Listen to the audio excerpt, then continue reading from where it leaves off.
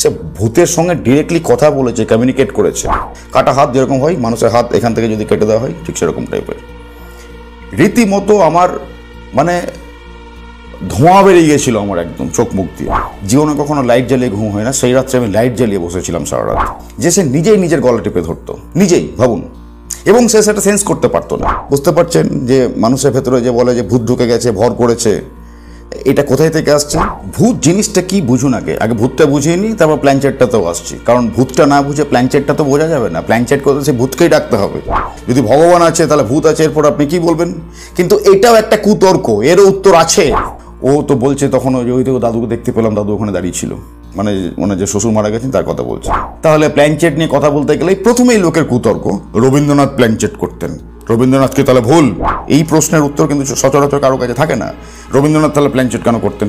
কেন করতো রবীন্দ্রনাথ? কি জন্য করতো? কোন সিচুয়েশনে করতো? তার নজর দিয়ে আমরা কখনো ভাবার চেষ্টা করেছি? ভূতের এক্সপিরিয়েন্স করেছে নাকি কখনো?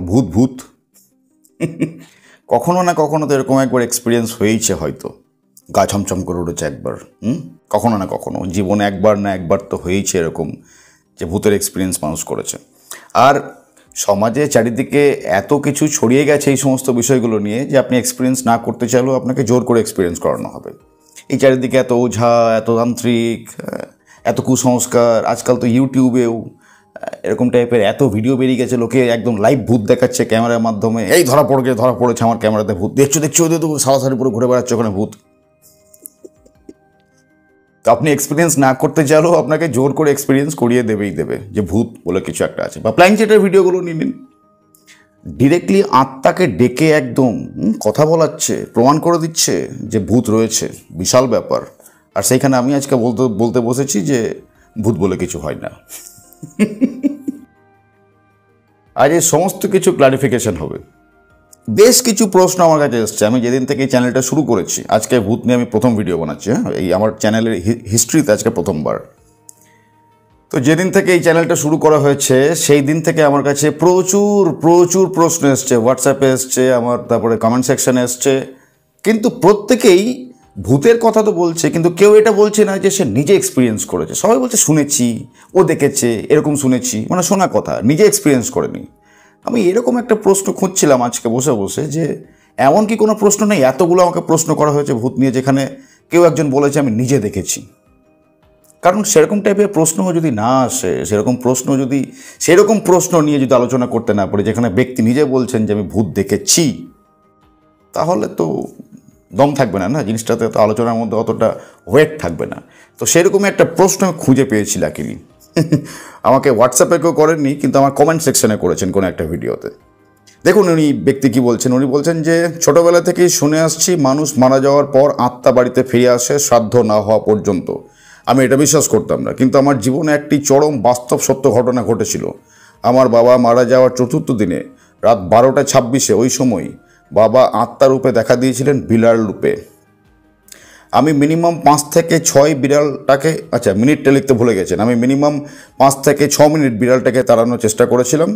যখন কোনোভাবে বিড়ালটি যাচ্ছিল না, তারপর বিছানা থেকে নেমে তাড়াতে গেলাম, দেখলাম চোখের সামনেই ভ্যানিশ হয়ে গেল।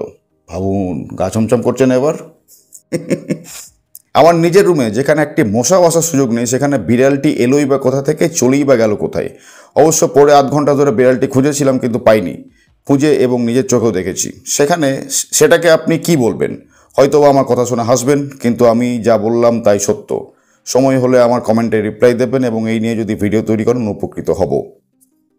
কি বলবো এবার আমি? ওই ব্যক্তি বলছেন যে বিড়াল রূপে দেখেছেন ওনার বাবাকে এবং বিড়ালটা ভ্যানিশ হয়ে গেছে। বিছানায় বসে বসে যখন 5-6 মিনিট বিড়ালটাকে তাড়ানোর চেষ্টা করেছিল, তখনও পর্যন্ত বিড়ালটা সরেনি, কিন্তু যেই বিছানা থেকে নামলো তারপরে বিড়ালটি ভ্যানিশ হয়ে গেল। এবং এমন একটা রুমের মধ্যে যেখানে নাকি একটা মশা পোকামাকড়ও ঢুকতে পারবো না, সেখানে একটা অত বড় আস্ত বিড়াল কী করে ঢুকে গেল? পয়েন্ট, কথার মধ্যে দম আছে, কিন্তু আপনাকে বুঝতে হবে যে এই জিনিসটা, এরকম ধরনের জিনিস যেরকম মানুষ এক্সপিরিয়েন্স করে, রাইট, এবং এই এক্সপিরিয়েন্সগুলো যেরকমভাবে স্প্রেড করে, এই যে এখন এখানে স্প্রেড করা হলো, এইরকমভাবেই মানুষের মধ্যে অন্ধবিশ্বাস এবং কুসংস্কার ছড়িয়ে যায়। কিভাবে বলছি যে আলোচনার মধ্যেই আসছি। ভূত নিয়েও আলোচনা হচ্ছে, প্ল্যানচেট নিয়েও হবে, রাইট। আপনাকে বুঝতে হবে যে জিনিসটা কি, ভূত জিনিসটা কি। এরকম ধরনের আরেকটা এক্সপিরিয়েন্স আমি আপনাকে বলছি, ইন্টারনেট থেকে খুঁজে বের করা হয়েছে, রাইট? তো এখানে দেখুন, দেখতে পাওয়া যাচ্ছে যে এখানে ডিম্পল কাওয়ার্ডিয়ার একটা এক্সপিরিয়েন্স দিচ্ছি। 1990 সালের একটি সিনেমা হচ্ছিল শুটিং, সিনেমাটার নাম হচ্ছে লেকিন। তো সেই সিনেমা শুটিং করার সময় ডিম্পল কাওয়ার্ডিয়ার বক্তব্য হচ্ছে যে উনি ভূত দেখেছিলেন। আমি বলছি না, এটা হিন্দুস্তান টাইমস এবং দ্য ইন্ডিয়ান এক্সপ্রেসে পাবলিশ হয়েছিল 2022 3 জুন, একই দিনে পাবলিশ হয়েছিল, রাইট? তো এখানে আপনারা দেখতে পাচ্ছেন সেই আর্টিকেলটা গুগল থেকে নেওয়া, রাইট? তো এখানে জিনিসটা কি বলছে, ডিম্পল কাওয়ার্ডিয়া বলেছিলেন তিনি শুয়েছিলেন, কোনো এক মহিলা তার বিছানার পাশে বসেছিলেন এবং তারা কথোপকথন করেছিলেন, সে অনড় ছিল যে সে ভূত দেখেছে। ডিম্পল কাওয়ার্ডিয়ার বক্তব্য হচ্ছে সে ভূতের সঙ্গে ডিরেক্টলি কথা বলেছে, কমিউনিকেট করেছে। অন্যরা কী ভেবেছিল, রাজমাতা পদ্মিনী দেবী বলতে সিনেমাটা যেখানে শুটিং হচ্ছিল, রাজস্থানে যে প্যালেসে শুটিং হচ্ছিল, সেই প্যালেসের রাজমাতা পদ্মিনী দেবী, তিনিও প্রাসাদে ছিলেন। তিনি ভেবেছিলেন যে ডিম্পল রাত জেগে থাকতে পারে এবং ভেবেছিলেন তার সাথে অন্য কেউ আছে। তিনি আরও বলেছিলেন যে তিনি সহ কেউ কখনো প্রাসাদে ভূত দেখেননি, মানে ওই রাজপ্রাসাদে যিনি রাজমাতা, রাইট, পদ্মিনী দেবী, তিনি বা অন্যান্য কেউ যারা ওই প্যালেসে থাকেন তারা কখনো ভূত দেখেননি। কেন? ডিম্পল কাওয়ার্ডিয়ার মেয়ে টুইঙ্কেল খান্না বলছে যে ডিম্পল হয়তো এই সিনেমায় ভূতের চরিত্রে অভিনয় করার কারণে নিজেকে মানসিকভাবে ভেঙে পড়েছেন। মানে ওই সিনেমাটাতে, যে সিনেমাটাতে ডিম্পল কাওয়ার্ডিয়া অ্যাক্টিং করছিলেন, যে সিনেমাটার নাম হচ্ছে লেকিন, যেটা 1990 সালে রিলিজ হয়েছিল, সেই সিনেমাটাতে ডিম্পল কাওয়ার্ডিয়া একটা ভূতের চরিত্রে অভিনয় করছিলেন। এবং ডিম্পল কাওয়ার্ডিয়া চরিত্র অভিনয় করতে করতে এমনভাবে চরিত্র গভীরে ঢুকে যায় যে ওই রাত্রে যখন উনি ছিলেন ওখানে, রাইট, তখন উনি এক্সপিরিয়েন্স করেছিলেন যে একজন ভূতের সঙ্গে তিনি কথা বলছেন, যার সঙ্গে কথা বলছেন তিনি কোনো মানুষ নয়, তিনি একজন অশরীরী আত্মা। ভাবুন মানুষের থট প্রসেস মানুষকে কোথায় নিয়ে যেতে পারে। আমার ক্ষেত্রে একটা এক্সাম্পল হয়েছিল, আমিও বলে দিচ্ছি ভূত দেখার এক্সপিরিয়েন্স। হ্যাঁ, তখন আমি যতটা মনে পড়ছে আমি হস্টেলে থাকতাম, তখন আমি কলেজে পড়তাম। তো আমার কলেজের হস্টেলের সামনে একটা বিল্ডিং ছিল। তো আমি থাকতাম থার্ড ফ্লোর কি ফোর্থ ফ্লোর, কিছু একটা ফ্লোরে থাকতাম, মনে পড়ছে না আমার। বাট ওই আমি যে বিল্ডিংটাতে থাকতাম তার সামনের যে বিল্ডিংটা, সেটাও এরকম 3 তলা কি 4 তলা কি 5 তলার মতো বিল্ডিং ছিল। তো আমি দেখছি যে ওই ফ্লোরে, সামনের ফ্লোরটাতে একটা কাটা হাত রয়েছে এবং কাটা হাতটা আস্তে আস্তে আমার দিকে এগিয়ে আসছে, আমার গলা টিপে ধরবে এরকম মনে হচ্ছে। কখনো দেখছি হাতটা বড় হয়ে যাচ্ছে, কখনো হাতটা ছোটো হয়ে যাচ্ছে। কাটা হাত যেরকম হয়, মানুষের হাত এখান থেকে যদি কেটে দেওয়া হয়, ঠিক সেরকম টাইপের। রীতিমতো আমার মানে ধোঁয়া বেরিয়ে গিয়েছিল আমার একদম চোখ মুখ দিয়ে, মানে এমন অবস্থা। সেই দিন দুর্ভাগ্যবশত আমার রুমে, আমার হস্টেলের রুমে অন্য কেউ ছিল না, আমি একাই ছিলাম সেদিন। আমার আর ক্ষমতা হলো না ওই ব্যালকনিতে গিয়ে দাঁড়ানোর, সঙ্গে সঙ্গে দরজা বন্ধ করে দিলাম, রুমের মধ্যে এসে বসলাম। আমার জীবনে কখনো লাইট জ্বালিয়ে ঘুম হয় না, সেই রাত্রে আমি লাইট জ্বালিয়ে বসেছিলাম সারা রাত, এবং বসে থাকতে থাকতে কখন একটু ঢুলে পড়েও গেছিলাম, রাইট। সারাদিন কলেজ করেছিলাম, খাটাখাটনি হয়েছিল, সেই জন্য কখন চোখ লেগে গেছিলো। সকালবেলা যখন ঘুম ভাঙলো, দেখছি আমি বসে রয়েছি এবং রীতিমতো চমকে, হ্যাঁ কী হলো এরকম টাইপের ঘুম ভাঙে, একদম মানে ভয় পেয়ে ঘুম ভাঙে যেটাকে বলে। স্বপ্ন দেখেছিলাম মাঝরাতে যে কাটা হাত আমাকে গলা টিপে মারতে আসছে। ওই স্বপ্নটা দেখেই মোস্ট প্রবাবলি আমার ঘুমটা ভেঙেছিল সকালবেলা। তো ঘুম থেকে উঠে দেখছি সকাল 7টা বেজে গেছে। তারপরে গিয়ে আমি আবার সাহস করে বারান্দায় গেলাম, ব্যালকনিতে গেলাম দেখার জন্য। গিয়ে দেখছি ওটা কাটা হাত নয়, ওটা গ্লাভস মেলা ছিল একটা তারের মধ্যে, হাত মোজা গ্লাভস তারের মধ্যে মেলা ছিল, এবং এমনভাবে মেলা ছিল মনে হচ্ছে দুটো কাটা হাত এগিয়ে আসছে আমার দিকে, মারবে আমাকে, গলা টিপে ধরবে। ওই যে আমি ইমাজিন করেছি আমার দিকে এগিয়ে আসছে, তার জন্য আমার মনে হয়েছিল কখনো বড় হচ্ছে, কখনো ছোট হচ্ছে, কখনো এগিয়ে আসছে, কখনো পিছিয়ে যাচ্ছে। তো কি এটা থেকে কি প্রমাণিত হচ্ছে? আমি নিজে এক্সপিরিয়েন্স করেছি বলে বুঝতে পারছি জিনিসটাকে এবং বোঝাতে পারছি যে মানুষ যেরকমভাবে এক্সপিরিয়েন্স করবে, মানুষ যেরকমভাবে থট প্রসেস জেনারেট করবে, রাইট, সেই রকম জিনিস তার সাথে ঘটতে থাকবে। এই কয়েকদিন আগে আর একটা ঘটনা বলছি আপনাকে। মোস্ট প্রবাবলি আমি টিভিতে দেখছিলাম না সোশ্যাল মিডিয়াতে, কোথায় মনে পড়ছে না, বাট কোনো একটা ভিডিও দেখছিলাম যতটা মনে পড়ছে, কয়েকদিন আগে ঘটনা। একজন রাইটার, রাইট, তো উনি ভূতের গল্প লিখতেন। তো ওই একটা ভূতের গল্প, পার্টিকুলারলিভাবে কোনো একটা ভূতের গল্প লিখতে লিখতে তার এমন একটা এক্সপিরিয়েন্স হয়েছিল যে সে নিজেই নিজের গলা টিপে ধরতো, নিজেই, ভাবুন, এবং সে সেটা সেন্স করতে পারতো না। ওই ব্যক্তি ভূতের গল্প, মানে ভূতের ক্যারেক্টারটা হয়তো এরকম টাইপের ছিল যে ওই ভূত সবাইকে গলা টিপে মেরে ফেলে এরকম টাইপের। তো ওই গল্প লিখতে লিখতে ওই ভূতের ক্যারেক্টারের মধ্যে ওই ব্যক্তি, মানে রাইটার, এত ডিটেলসে, এত গভীরে ঢুকে গেছিল যে সে নিজেই নিজের গলা টিপে ধরতো। তাকে ভিডিও করে দেখানো হয়েছিল, তা নাহলে সে বিশ্বাসও করতো না, সে নিজেই নিজের গলা টিপে ধরতো। এবং তার বক্তব্য, আমি আমার গলা টিপে ধরছি না, আমাকে কেউ একজন এসে গলা টিপে ধরে। বুঝতে পারছেন যে মানুষের ভেতরে যে বলে যে ভূত ঢুকে গেছে, ভর করেছে, এটা কোথায় থেকে আসছে? যেরকমভাবে এখানে মানুষের জিনিসপত্র জমা থাকে সেরকমভাবে মানুষ এক্সপিরিয়েন্স করে এবং সেটাকে মনে করে সত্যি। এবং এই যে আমাদের থট প্রসেসে পাওয়ার এতটা স্ট্রং পাওয়ার, মানুষ যেটাকে ডিপলি চিন্তা করবে সে সাবকনসিয়াস মাইন্ড থেকেই হোক বা কনসিয়াস মাইন্ড থেকেই হোক। কনসিয়াস মাইন্ড থেকে মানে জেনে শুনে চিন্তা করা, আর সাবকনসিয়াস মাইন্ড থেকে মানে জেনে শুনে নয়, অজান্তেই অজান্তের মধ্যেই নিজের মধ্যে ওই চিন্তাটা চলে আসা। তো এই যে আমাদের এই জিনিসটার মধ্যে, মেশিনটার মধ্যে এতটা ক্ষমতা রয়েছে যে মানুষ সেটা কনসিয়াসলি হোক বা সাবকনসিয়াসলি হোক, যেরকমভাবে চিন্তা করুক না কেন, এটার মধ্যে এতটা ক্ষমতা রয়েছে চোখের সামনে ওই জিনিসটাকে একদম লাইভ করে দেবে। বাকিদের মতো নয়, অর্জুন হয়ে প্রকৃত গীতার বাস্তব অর্থ বুঝে বাস্তব জীবনে প্রয়োগ করে জীবনকে উন্নত করতে চান? মেম্বারশিপ নিয়ে এখনই জয়েন করুন বাস্তব জীবনে গীতা। মেম্বারশিপ নেওয়ার জন্য জয়েন বাটনে ক্লিক করুন। জিনিসটাকে একদম লাইভ করে দেবে, দেখতে পাবেন আপনি লিটারেলি একদম। ঠিক যেরকমভাবে ওই যে ইনি নিজে আমাকে লিখেছেন কমেন্টে যে বিড়াল দেখতে পেয়েছিলেন ঘরের মধ্যে এবং তাড়ানোর চেষ্টা করছিলেন, যাচ্ছিল না, যেই তাড়াতে গেলেন বিছানা থেকে নেমে গায়েব হয়ে গেল, বিলিয়ে গেল, অদৃশ্য হয়ে গেল। এই যে আমি যেটা বলেছিলাম আমার ক্ষেত্রে যেটা হয়েছিল, হাত মোজাটা, দস্তানা, যেটা কাটা হাত যেটাকে বলছিলাম আমি, এগিয়ে আসছে কখন আমার দিকে, আস্তে আস্তে বড় হয়ে যাচ্ছে, আবার আমি দেখছি পিছিয়ে চলে যাচ্ছে, তো আমি ভয়ে রুমের মধ্যে ঢুকে যাই। মানে আমি ইমাজিন করেছি সেরকমভাবে, তাই ওটাকে আমি এরকমভাবে দেখেছি। এই যে রাইটারের কথা বলছি, সেই রাইটার ওই পার্টিকুলার ক্যারেক্টারটা লিখতে লিখতে এত গভীরে ঢুকে গেছিল যে সে রীতিমতো এমন জায়গায় পৌঁছে যায় যে নিজের গলা টিপে মারছে বা নিজের গলা টিপে ধরছে। বোঝাতে পারছি যে এখানে আমাদের কতটা স্ট্রং পাওয়ার রয়েছে। এর আগে বোধহয় আমি কোনো একটা ভিডিওতে বলেছিলাম নাকি কারোর সাথে কখনো কনসালটেশন দিচ্ছিলাম, কারোর সাথে পরামর্শ করছিলাম।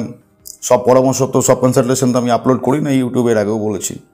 তো ওই কনসালটেশন সেশনে কাউকে বলছিলাম কিনা আমার মনে পড়ছে না, বাট এরকম একটা জিনিস আমার পরিবারেও ঘটেছিল। আমি বলেছিলাম, হয়তো যদি আপনারা দেখেছেন সেই ভিডিওটা, আমি মনে পড়ছে না সেরকম টাইপের ভিডিওতে আলোচনা করেছি কিনা, যদি করেছি এবং আপনি যদি দেখেছেন তাহলে তো রিলেট করতে পারবেন জিনিসটা।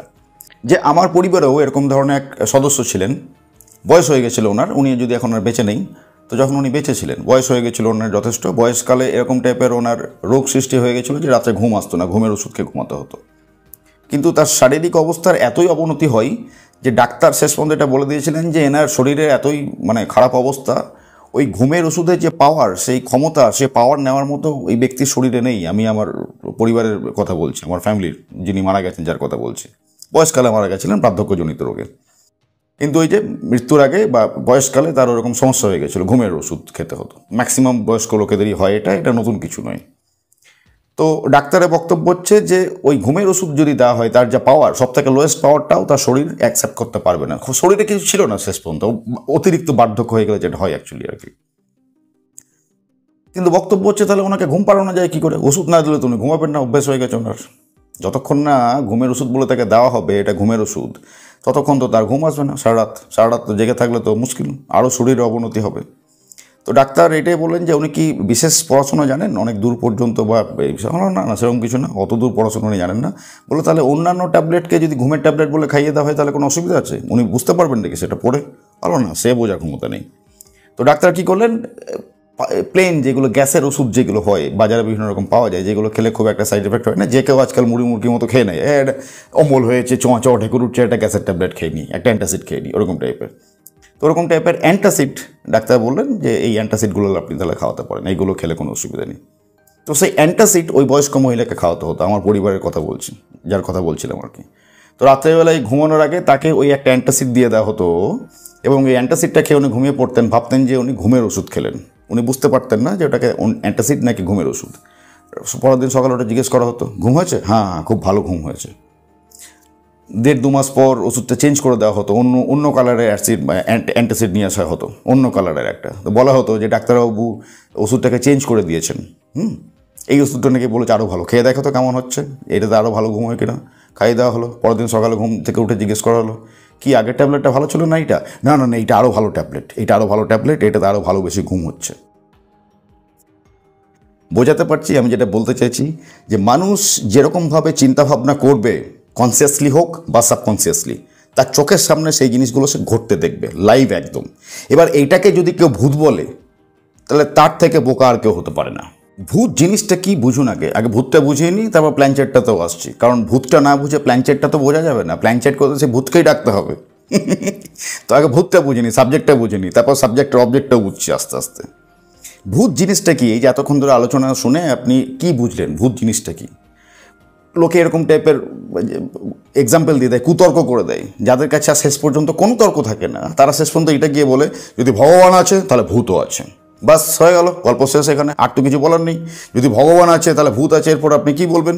কিন্তু এটাও একটা কুতর্ক, এরও উত্তর আছে, বুঝতে হবে সে উত্তরটা কি। দেখুন, ব্যাপার হচ্ছে অন্ধকার আপনি কাকে বলবেন? আমরা কাকে বলি অন্ধকার? কালো, যেখানে আলো নেই। বুঝুন ভালো করে কি বলতে চাইছি। অন্ধকার কাকে বলবেন? কালো, যেখানে আলো নেই, অর্থাৎ আলোর অনুপস্থিতিকে বলা হচ্ছে অন্ধকার। অন্ধকারের বিশেষত কোনো রকম কোনো এক্সিস্টেন্স নেই। যেখানে আলোর এক্সিস্টেন্স নেই সেখানে অন্ধকার অটোমেটিকলি চলে আসে। বোঝাতে পারছি এবার? এবার এই আলোকে যদি আপনি ভগবান ধরেন এবং অন্ধকারকে যদি ভূত, তাহলে এখান থেকে আপনি বুঝতে পারবেন যে এইটা কত বড় কুতর্ক, যে যেখানে ভগবান আছে তাহলে ভূত অবশ্যই থাকবে। অর্থাৎ যেখানে আলো নেই সেখানে অটোমেটিকলি অন্ধকার চলে আসবে, অর্থাৎ যেখানে ভগবান নেই সেখানে অটোমেটিকলি ভূত চলে আসবে, তাই তো? এটাই বোঝা যাচ্ছে। এবার এই আলোটাকে ধরুন ভিতরের আলো, জ্ঞানের আলো। যদি কোনো মানুষের ভিতরে ওই আলো না থাকে, জ্ঞানের আলো না থাকে, তাহলে কি থাকবে তার ওখানে? অন্ধকার। আর সেটাকেই তো বলে ভূত। এই যে কুসংস্কারগুলো, এই কুসংস্কারগুলো এরকমভাবেই তো ছড়াচ্ছে। যেখানে মানুষের মধ্যে সঠিক জ্ঞান নেই সেখানেই এরকম টাইপের অন্ধবিশ্বাস এবং কুসংস্কারগুলো অটোমেটিকলি ছড়িয়ে পড়বে। এবার এটাকে যদি কেউ বলে তাহলে ভগবান যদি আছে তাহলে ভূতও থাকবে, তাহলে এবার এটাকে কুতর্ক বলবেন না, আপনি কি বলবেন? ওটাকে বলা যেতে পারে যে জ্ঞানের অনুপস্থিতি, অজ্ঞানতা বলা যেতে পারে, ওটাকে ভূত বলা যেতে পারে না, রাইট? এরকম টাইপের হয় না যে আত্মা ঘুরে বেড়াচ্ছে। এর আগে আত্মা নিয়ে আমি বহুবার আলোচনা করেছি ভিডিওতে। যারা বাস্তব জীবনে গীতার মেম্বারশিপ নিয়ে দেখছেন তারা তো খুব ভালোভাবে বুঝতে পারছেন। আমি একদম গীতার শ্লোক দিয়ে একদম ডিটেলসে ব্যাখ্যা করেছি, এক একটা নয়, 4-4টে এপিসোড লাগিয়েছি তার জন্য, বড় বড়। ওই 4টে এপিসোডের ডিউরেশন প্রায় 2.5 ঘন্টা বেশি হতে পারে, 2.5 ঘন্টা বেশিই হবে। আর যারা বাস্তব জীবনে গীতার মেম্বারশিপ নিয়ে দেখছেন না, যারা এই সমস্ত আমার অন্যান্য ভিডিওগুলো দেখছেন, জেনারেল ভিডিওসগুলো, তারাও খুব ভালো করে বুঝতে পারছেন, কারণ সেখানেও আমি খুব ক্লিয়ার কাট বুঝিয়ে দিয়েছি একদম যে আত্মা আসলে কি, রাইট?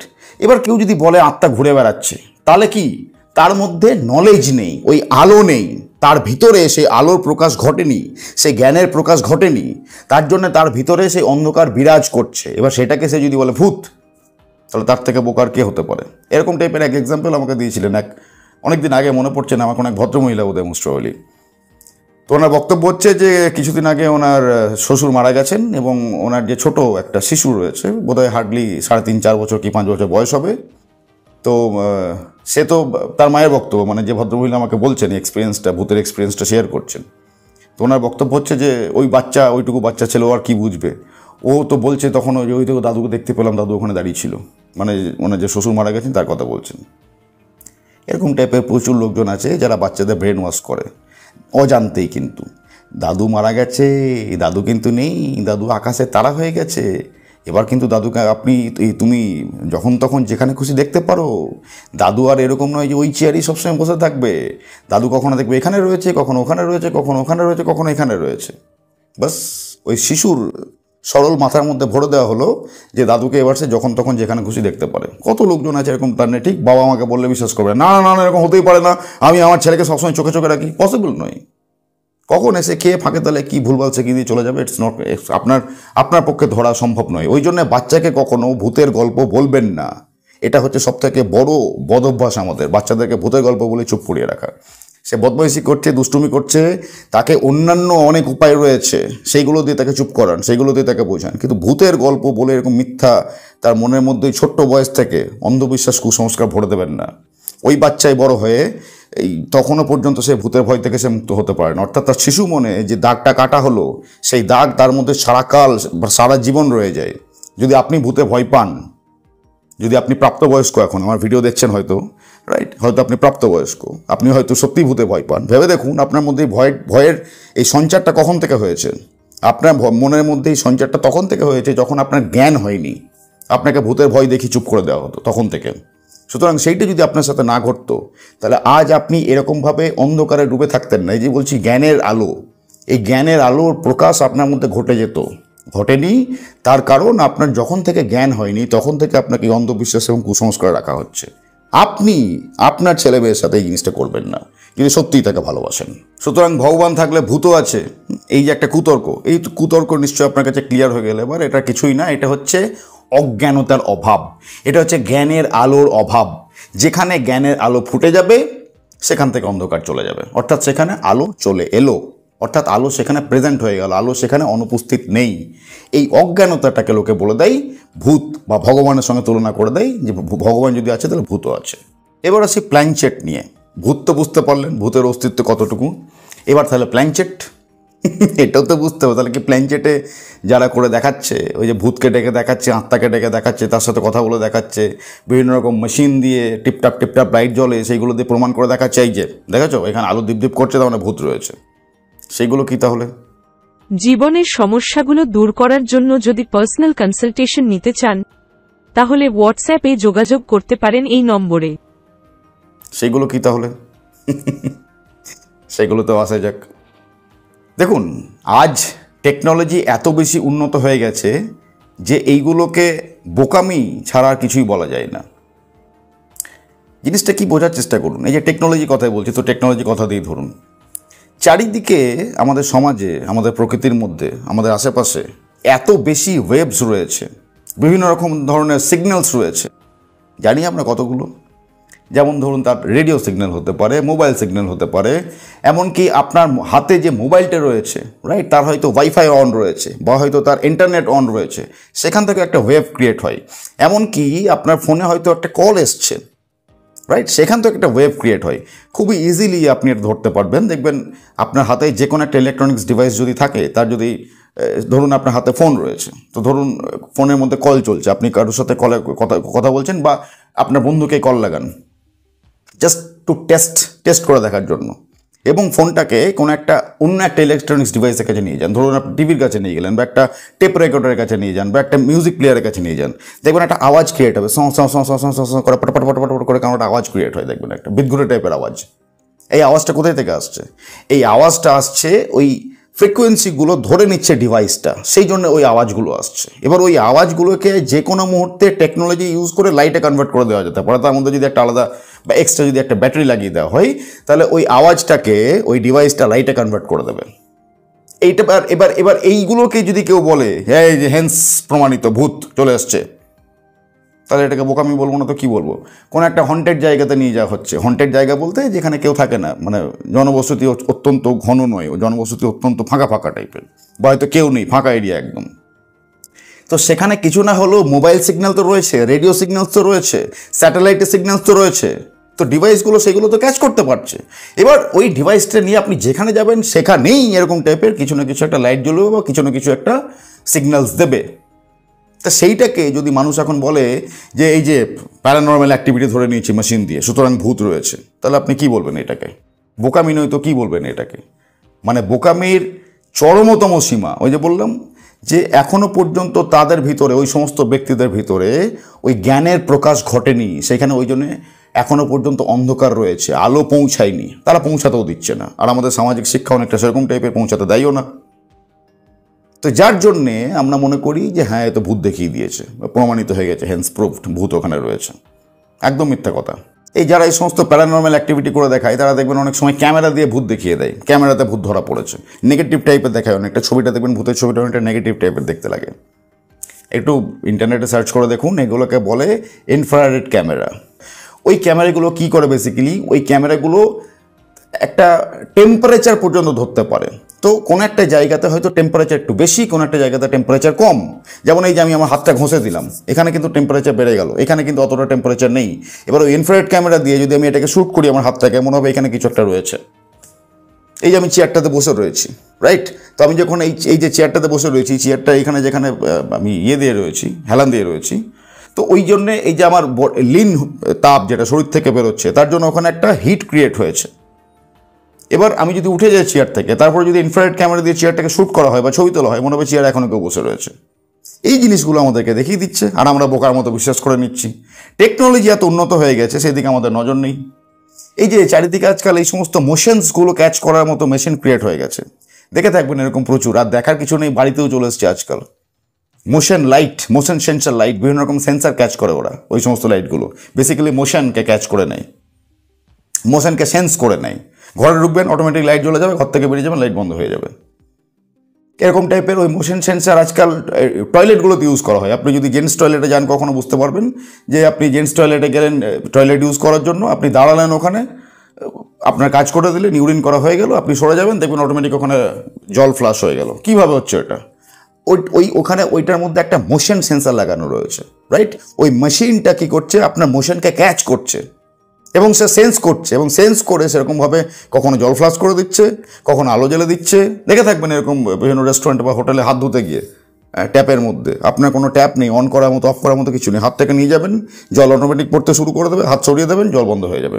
কীভাবে হচ্ছে এটা? ভূতে করছে? এটা আর কিছুই না, এটা করছে মোশন সেন্সার। এবার এটাকে যদি কেউ বলে দেয় এটা ভূত, হাত বাড়ালাম জল চলে এলো, হাত সরিয়ে নিলাম জল বন্ধ হয়ে গেল, এই ঘরের মধ্যে ভূত রয়েছে, ঘরে ঢুকলাম অটোমেটিক লাইট জ্বলে গেল, বেরিয়ে গেলাম অটোমেটিক লাইট বন্ধ হয়ে গেল। আরে বাবা, ওটা মোশন লাইট রয়েছে, লাইট নয়, আজকাল ফ্যানও রয়েছে, এসির মধ্যে পাওয়া যায়। এসির ব্লোয়ার টিভিতে আর দেখায় দেখবেন যে আপনি যেদিকে মুভ করছেন এসির ব্লোয়ার সেদিকে অটোমেটিকলি মুভ করতে থাকছে। কেন করছে এটা? কারণ এসির মধ্যে একটা মোশন সেন্সার রয়েছে, সেই সেন্সারটা ক্যাচ করছে, আপনার প্রেজেন্সটাকে ক্যাচ করছে, আপনার মোশনগুলোকে ক্যাচ করছে এবং সেরকমভাবে ব্লোয়ারটা কাজ করছে। আপনি যেদিকে মুভ করছেন ব্লোয়ারও সেদিকে মুভ করছে। কি বলবেন, এটা এবার ভূতে করছে? তো এরা এরকমভাবে আমাদেরকে বোকা বানায়, আর আমরা এরকমভাবে বোকা হয়। এবার প্ল্যানচেট নিয়ে কথা বলতে যদি যাই, তাহলে প্ল্যানচেট নিয়ে কথা বলতে গেলেই প্রথমেই লোকের কুতর্ক, রবীন্দ্রনাথ প্ল্যানচেট করতেন। রবীন্দ্রনাথকে তাহলে ভুল? আপনি ঘোড়ার ডিম জানেন? রবীন্দ্রনাথ কেন প্ল্যানচেট করতেন সেটা বোঝার চেষ্টা করুন। সো এটা কিন্তু সব থেকে বড় কুতর্ক। এই প্রশ্নের উত্তর কিন্তু সচরাচর কারো কাছে থাকে না। রবীন্দ্রনাথ তাহলে প্ল্যানচেট কেন করতেন? সব কিছুতে হেরে গেল, সমস্ত তর্কতে হেরে গেল, নিয়ে শেষ পর্যন্ত একটা জায়গাতে আটকে গেল। রবীন্দ্রনাথ কেন তাহলে প্ল্যানচেট করতেন? দেখুন, বুঝতে হবে রবীন্দ্রনাথ কেন প্ল্যানচেট করতেন। রবীন্দ্রনাথকে আমি ছোট করার চেষ্টা করছি না, ভুলেও ভাববেন না যে রবীন্দ্রনাথকে ছোট করছি, সেই দৃষ্টতা আমার মধ্যে নেই। আমি দেখাতেও চাই না সেই দৃষ্টতা, নেইও তো, দেখাবো কোথায় থেকে? রবীন্দ্রনাথ আছে বলেই আজকে আমি এই যে দৃপ্ত কণ্ঠে বাংলায় আলোচনা করতে পারছি। আমাদের ভাষা, বাংলা ভাষা, রবীন্দ্রনাথের জন্যই আজকে এই জায়গায় পৌঁছেছে। নইলে আমাদের মধ্যে তো একটা ইনসিকিউরিটি ভাব রয়েছেই। যেদিন থেকে আমাদের ভারতবর্ষে ইংরেজরা রাজত্ব করে গেছিলো, তখন থেকে ইংলিশের প্রতি তো একটা ইনসিকিউরিটি ভাব রয়েছেই। রবীন্দ্রনাথ ঠাকুর যদি না থাকতেন, তাহলে এই ইনসিকিউরিটি ভাবটা এত দূরে পৌঁছে যেত যে আমাদের ভাষাই হয়তো বিলুপ্ত হয়ে যেত। সুতরাং সেই জন্যে রবীন্দ্রনাথের প্রতি অগাধ শ্রদ্ধা রয়েছে আমার, একজন বাঙালি হিসেবে, একজন মানুষ হিসেবে রবীন্দ্রনাথের প্রতি অগাধ শ্রদ্ধা। কিন্তু বুঝুন যে রবীন্দ্রনাথ কেন প্ল্যানচেট করেছিলেন। আমরা রবীন্দ্রনাথকে আমাদের নজর দিয়ে দেখি, কখনো আমরা রবীন্দ্রনাথকে রবীন্দ্রনাথের নজর দিয়ে দেখেছি? যদি আমরা কখনো চেষ্টা করি রবীন্দ্রনাথকে রবীন্দ্রনাথের নজর দিয়ে দেখতে, আমাদের নজর দিয়ে না দেখে, তাহলে আমরা ইজিলি বুঝতে পারবো যে রবীন্দ্রনাথ কেন এই কাণ্ড কারখানাগুলো করেছিলেন। আফটার অল রবীন্দ্রনাথ ঠাকুরও কিন্তু একজন ব্যক্তি ছিলেন, রক্ত মাংসে তৈরি একজন মানুষ ছিলেন, রাইট? তিনিও কারোর বাবা ছিলেন, কারো স্বামী ছিলেন। বুঝতে হবে, কবিগুরু রবীন্দ্রনাথ ঠাকুর কখনো প্ল্যানচেট করবেন না, করেননি। হ্যাঁ, একজন বাবা প্ল্যানচেট করতে পারে, একজন স্বামী প্ল্যানচেট করতে পারে, এবং সেই স্বামী যদি তার স্ত্রীকে 28 বছর বয়সে হারায়, বা একজন বাবা তার 5টা ছেলের মধ্যে, বা তার যদি ধরুন 5টা ছেলে মেয়ে রয়েছে, তার মধ্যে 3টে ছেলের মৃত্যু যদি তাকে দাঁড়িয়ে দাঁড়িয়ে দেখতে হয়, তাহলে যে কোনো বাবা, সে যত বড়ই হোক না কেন, রবীন্দ্রনাথ ঠাকুরের তো কারো বড় হতে পারে, সেই বাবা কিন্তু প্ল্যানচেট করতে পারে। সেই হাজব্যান্ড যে 28 বছর বয়সে তার স্ত্রীকে হারিয়েছেন, সেই হাজব্যান্ড কিন্তু প্ল্যানচেট করতে পারেন। রবীন্দ্রনাথ ঠাকুর কখনো প্ল্যানচেট করতে পারেন না। ডেটা দিয়ে দেখাচ্ছি, তাহলে দেখুন আপনার বুঝতে সুবিধা হবে। দেখুন, রবীন্দ্রনাথের স্ত্রীর নাম তো মৃণালিনী, আমরা প্রত্যেকেই জানি। তো রবীন্দ্রনাথ এবং মৃণালিনী দেবীর 5 সন্তান। তারা কে কে? মাধুরীলতা 1918 সালে মারা গেছেন, রথীন্দ্রনাথ 1961 সালে মারা গেছেন, রেণুকা 1903 সালে মারা গেছেন, মীরা 1969 সালে মারা গেছেন, এবং স্বামীন্দ্রনাথ 1907 সালে মারা গেছেন, এবং রবীন্দ্রনাথের স্ত্রী মৃণালিনী 1902 সালে মারা গেছেন। অর্থাৎ রেণুকা এবং মৃণালিনী, অর্থাৎ রবীন্দ্রনাথের এক মেয়ে এবং রবীন্দ্রনাথের স্ত্রী পরপর 2 বছরে মারা গেছেন, মানে ব্যাক টু ব্যাক একদম। এই বছরে স্ত্রী, তো পরের বছরে মেয়ে মারা গেছেন। এবং রবীন্দ্রনাথ মারা গেছেন 1941 সালে। তাহলে এই সালগুলো যদি আমরা ক্যালকুলেট করি তাহলে আমরা দেখতে পাবো যে রবীন্দ্রনাথ বেঁচে থাকতে থাকতে তার 3 ছেলেমেয়ের মৃত্যু এবং তার স্ত্রীর মৃত্যু দেখে গেছেন। ভাবুন, একজন ব্যক্তি, একজন রক্তমাংসে গড়া ব্যক্তি, তিনি যতই বেশি উন্নত ব্যক্তি হন না কেন, তিনি একজন মানুষ, তো রক্তমাংস তো রয়েছে তার মধ্যে তো ইমোশনস রয়েছে, ফিলিংস রয়েছে। তিনি কারো হাজব্যান্ড, কারো বাবা, এবং তাকে যদি দাঁড়িয়ে দাঁড়িয়ে দেখতে হয় তার 3 ছেলেমেয়ের মৃত্যু 5 ছেলেমেয়ের মধ্যে, এবং ব্যাক টু ব্যাক এক বছরে তার ওয়াইফ এবং তার পরের বছরে তার এক কন্যা, তাহলে তিনি প্ল্যান চেট করবেন না তো কী করবেন? বোঝার চেষ্টা করুন। ওই জন্য বলছি যে জিনিসটা বুঝতে হবে আমাদেরকে। যাকে তাকে যেখানে সেখানে দুমদাম করে টেনে নিয়ে এসে এরকম কুতর্ক দিয়ে কথা বলা উচিত নয়। এটা হচ্ছে মূর্খতার লক্ষণ, এটা রবীন্দ্রনাথকে অপমান করা হচ্ছে। কিন্তু আমরা সেগুলো বুঝতেই চাই না। কেন? কারণ আমি ছোট থেকে জেনে এসেছি ভূত রয়েছে, আমার বাবা জেনে এসছে, আমার ঠাকুরদা জেনে এসছে, সুতরাং ভূত আছে। আরে ঘোড়ার ডিম আছে। বুঝতেই চাই না মানুষ এই জিনিসগুলোকে। কেন? বোঝার চেষ্টা করুন। জিনিসটা বারবার বোঝাচ্ছি, মানুষের ভিতরে যখন অজ্ঞানতা থাকবে, অজ্ঞানতার অন্ধকার যখন মানুষের ভিতরে থাকবে, সেখানে আলো পৌঁছাবে কি করে? আর যদি দুম করে কেউ আলো পৌঁছেও দেয়, সে অ্যাকসেপ্ট করতে পারবে না। আপনি অনেকক্ষণ ধরে অন্ধকারের মধ্যে বসে রয়েছেন, রাইট? দুম করে কেউ আলো জ্বালিয়ে দিল, দেখবেন চোখ বন্ধ হয়ে যাবে, আপনি নিতে পারবেন না, রাইট? তো সত্যকে অ্যাকসেপ্ট করার জন্য তো সেই দমটা চাই। সেই দমটাকেও মানুষ এরকম কুতর্ক দিয়ে দুমদাম করে যেখানে সেখানে ভ্যানিশ করে দিচ্ছে। হ্যাঁ, রবীন্দ্রনাথ প্ল্যান চেট করতো, সুতরাং প্ল্যান চেট সত্যি। কেন করতো রবীন্দ্রনাথ? কী জন্য করতো? কোন সিচুয়েশনে করতো? তার নজর দিয়ে আমরা কখনো ভাবার চেষ্টা করেছি? নেভার, কখনো করিনি। কারণ আমরা তো রবীন্দ্রনাথকে আমাদের নজর দিয়ে দেখি না, রবীন্দ্রনাথের নজর দিয়ে আমরা কখনো দেখিনি। একজন ব্যক্তি হিসাবে আমি নিজেকে রবীন্দ্রনাথ যদি ভাবি, বা আপনি নিজেকে রবীন্দ্রনাথ ভাবুন, বা রবীন্দ্রনাথ ভাবুন মানে রবীন্দ্রনাথের জায়গায় নিয়ে যান নিজেকে, তাহলে বুঝতে পারবেন যে দাঁড়িয়ে দাঁড়িয়ে একটা মানুষকে দেখতে হচ্ছে, তার 3-3টে সন্তান মারা গেল, তার স্ত্রী মারা গেল, কি করবে সে? এবার সে যত বড়ই কবি হোক, যত বড়ই সায়েন্টিস্ট হোক, এইসবই করবে প্ল্যান চেট। কারণ তার ভিতরে আবেগ রয়েছে যে কোনো রকম করে যদি তাকে ফিরিয়ে নিয়ে আসা যায়, শেষ চেষ্টা একবার করেই দেখি না, রাইট? সুতরাং এই জিনিসগুলো বুঝতে হবে। এই জিনিসগুলো না বুঝলে ওই ভিতরে অন্ধবিশ্বাস, কুসংস্কার জমতেই থাকবে, অন্ধকার জমতেই থাকবে, ময়লা জমতেই থাকবে। সত্য থেকে আমরা বিচ্যুত থেকে যাব, আজে বাজে কুতর্ক, এরকম টাইপের কুতর্ক আমরা দিয়ে থাকবো বা দেব, যে ভগবান যদি রয়েছে তাহলে ভূতও রয়েছে। জিনিসটা বুঝতে হবে। যদি না বুঝতে চাই বা না বুঝতে পারি তো নয়, যদি না বুঝতে চাই, মানুষ বুঝতে চায় আর বুঝতে পারবে না এরকম হতে পারে না কখনো। তো ওই অন্ধকারে থাকতে হবে, এবং ওই অন্ধকার থেকে বেরিয়ে আসার জন্য মানুষকে জ্ঞান অর্জন করতে হবে।